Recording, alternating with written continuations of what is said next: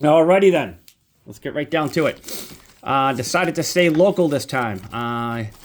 Went to Outer Limits in Waltham on Moody Street, which is a great, great store if you've never been to it. The place is just jam-packed from corner to corner, top to bottom. I mean, you got to look up and around a lot because there's stuff everywhere.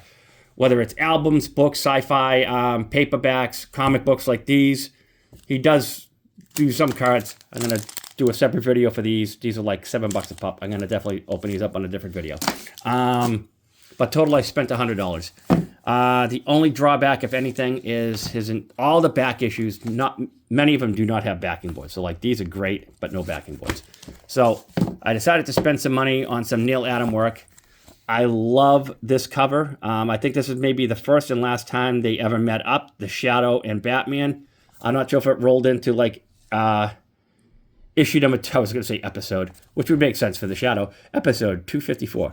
But this is 253, and I don't know if it rolled into a 2-issue crossover or not. But anyway, great Neal Adam. I got this one. I've been trying to get this for a while. According to Neal Adam himself in an interview, this is his own personal favorite cover that he ever did. So that's why I needed to get it. I paid $20 for it.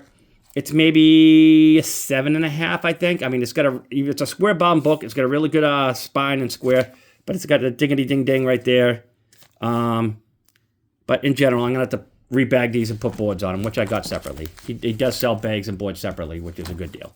I probably overpaid for this, $10, but I need it because I actually have issue 55, first appearance of Thanos. And I wanted a reading copy to go with it because the one I have is a CGC. I think it was rated a 9 or a 9.2. And I got it back in the day when this whole thing about pressing wasn't a big deal. I wasn't around at all.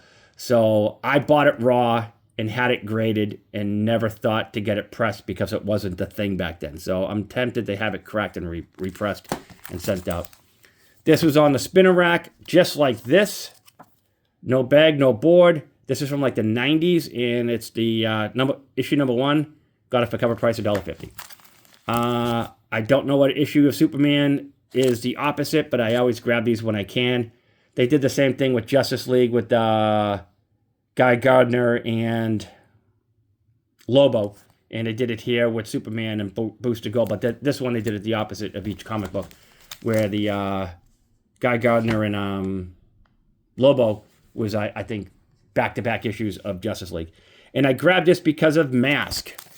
I guess Mask just got optioned. I'm not entirely sure if it's going to be an animated thing, but somehow it got folded into the universe of Transformers and G.I. Joe. So interested to see what happens.